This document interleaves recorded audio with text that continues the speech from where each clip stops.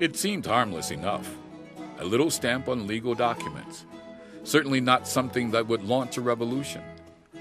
But the Stamp Act of 1765, part of a series of taxes imposed by Britain on her American colonies, did just that. It started the American Revolution. 2 years before, Britain had won the French and Indian War, gaining Canada and the Mississippi River Basin from France. But the cost of the war had been high. Now the country was experiencing an economic depression, and the government was in debt. Britain's new Lord of the Treasury, George Grenville, drew up a plan to reduce that debt through a series of taxes on the colonies. At the time, Americans were the least taxed people in the Western world, and the British Parliament thought that the colonies would go along with new taxes to help the mother country.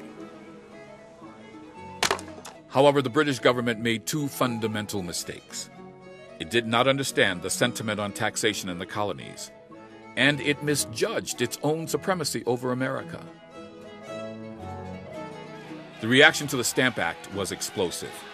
Since the Stamp Act required a fee or tax for all documents and newspapers, it affected every aspect of colonial life from commerce to marriage. To get the stamp, one needed to pay the government. Virginia reacted first.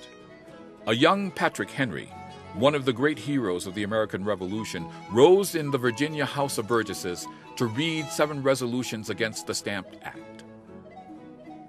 Old Guard members of the House reacted with cries of treason, to which Patrick Henry answered, "If this be treason, then make the most of it." Henry's resolutions against the Stamp Act were printed and widely circulated throughout the colonies. The reaction was at once momentous and even violent. In the fall of 1765, what became known as the Stamp Act Congress convened in New York. It consisted of representatives from 9 of the colonies. It was the first time the colonies had come together on their own. After 2.5 weeks, they accepted the right of the British Parliament to make laws for them, but rejected its right to tax them. Other reactions to the Stamp Act were more violent. Mobs calling themselves the Sons of Liberty attacked tax distributors, ransacking their homes and businesses.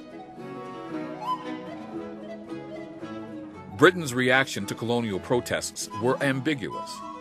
At that moment, Britain could have taken control of the colonies, but it did not. Instead, in the name of expediency, Parliament repealed the Stamp Act without it really ever taking effect. In that moment, the colonies were lost. The American Revolution had begun, and most of the British did not even know it, and a little stamp took its monumental place in history.